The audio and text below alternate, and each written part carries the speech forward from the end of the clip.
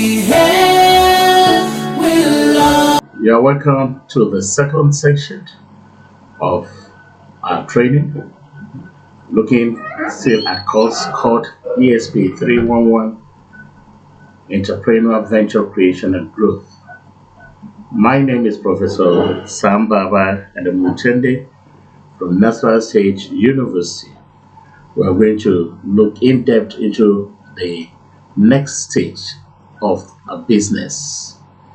Naturally, the moment you start a business, your intention after starting a business is to ensure the growth of the business.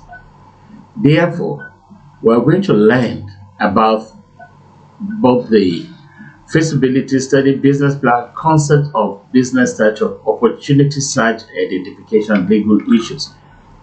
And we will specifically at this session 2 look at the concept of business growth, strategies for business growth and expansion strategies, and of course, challenges associated with business growth.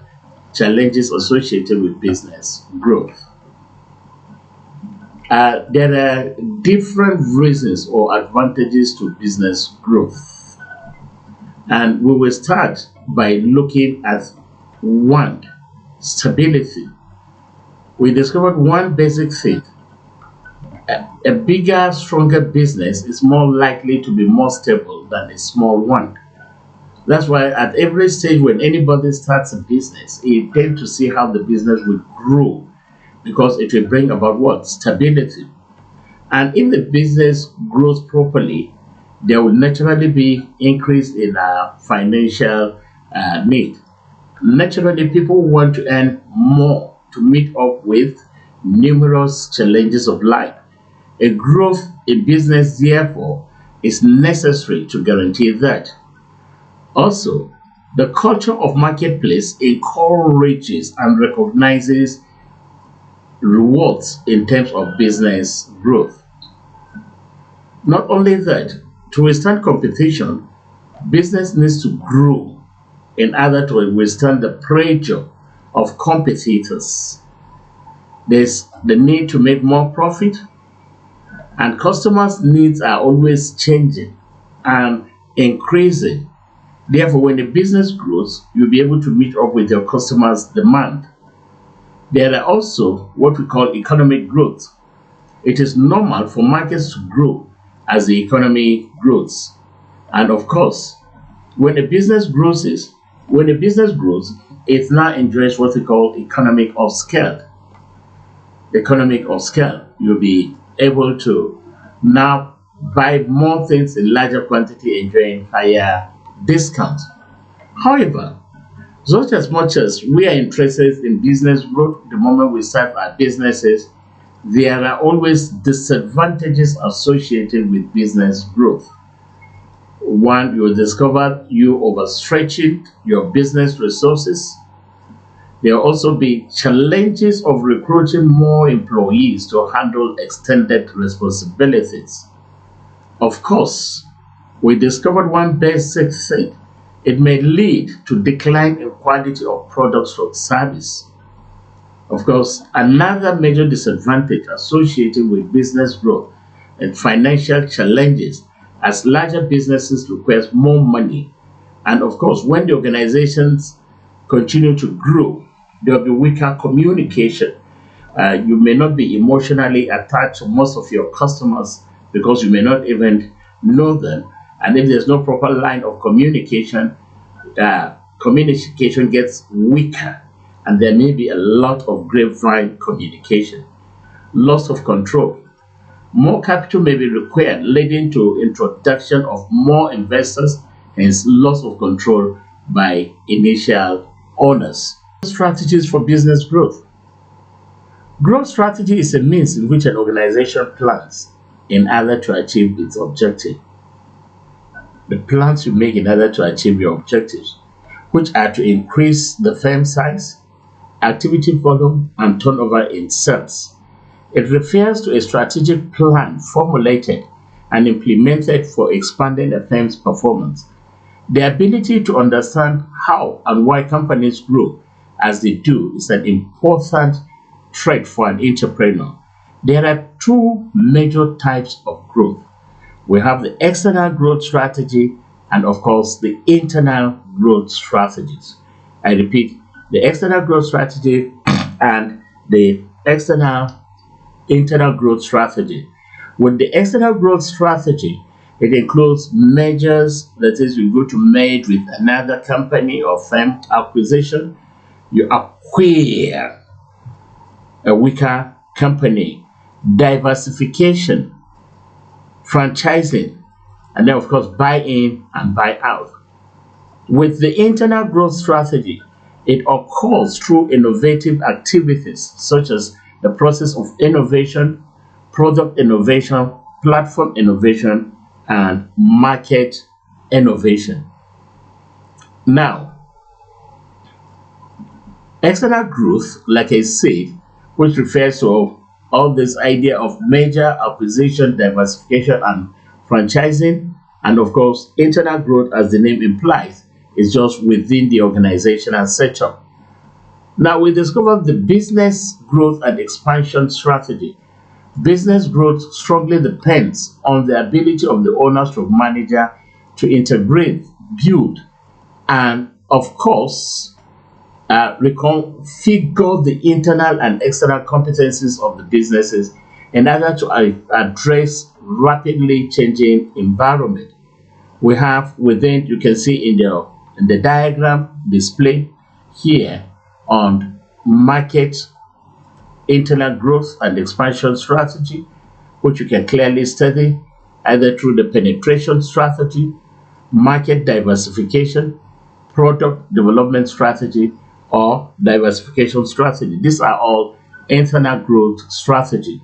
What we understand by market penetration, this is a growth strategy that involves selling more of your current products or services to your current target market. More of the product you are selling, you try to increase the number of sales. It often provides a significant opportunity to increase both revenue and profit. When most business owners consider how to grow, they tend to think of new product to launch. This can be risky. For example, selling new products often involves a learning curve as the businesses become familiar with selling and servicing a new technology. In other cases, you may need to produce, store, or distribute these new products differently than with your current product line. In selling services, you may find that you may end up subletting some of your services and delivery in order to meet up with customer satisfaction. But with market development, you may also now decide to now grow through the process of what we call market development. This is done through what we call new geographical market. This has the chance of increasing your sales by offering your products to customers who have not previously had the chance to purchase your product and they are in different locations. Or new demographic market. You see, in demography, we may look at our potential customers' education, age, sex, and so on. And we may initially be selling to a certain group of customers, but we may now decide to diversify into either the younger age group, or you are initially selling strictly to men. You may decide to diversify and equally sell to the female. New product usage. An entrepreneur may find out that people use its product in a way that was not intended or expected. This new knowledge of product use provides insight into how the product may be valuable. That is, you can identify another way that such a product can be used. Of course, you may equally decide to embark on what we call product development.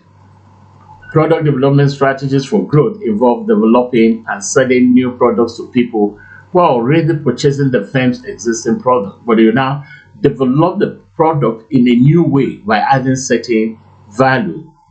Alternatively, you embark on what we call product diversification. Diversification strategies involve selling a new product to a new market. New product to a what? New market. Even though both knowledge bases appear to be new, some diversification strategies are related to an entrepreneur's knowledge. It is a strategy to grow by selling a new product to a new market. And horizontal integration. This is achieved by buying a competing business or businesses. An example is when a car manufacturer buys another car manufacturer. This eliminates competition and grows the business as a result of synergy. Now, again, where do we stop? So I want you to understand all these basic things. Look at the various definitions of terms associated with business growth. Of course, also look at backward integration, which is another form of business growth, where you take control by producing your own raw materials. And forward integration, this also involves controlling the intermediary in terms of distributing your product. Franchising, this is a method of expanding business with less capital, and normally you just franchise with a company that is already in existence. You now use their names and see how you get close associated to all these things. However, there are a lot of challenges associated with business growth. One, lack of management skills. It is important that entrepreneurs have managerial skills to propel the business forward. Management skills is always very important when you are trying to grow a business. Lack of plan. Planning is the process of thinking regarding activities required in order to grow in the business. Now, with business growth, I want you to take note of these basic terms and get back and study each of these terms properly. The meaning of business growth, growth strategy, market penetration, market development, and of course, product development. We should also understand one basic thing, that we have diversification strategies, and with diversification strategy, it may involve horizontal integration, which is achieved by buying a competing business or businesses. Of course, backward integration is when a business controls other businesses that produce its own inputs or raw materials. Forward integration, it involves buying from controlling other businesses that are part of the distribution channel, that is, taking control of your distribution channel.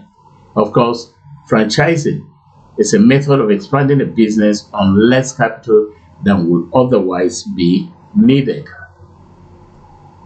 Once again, thank you and see you in the next class.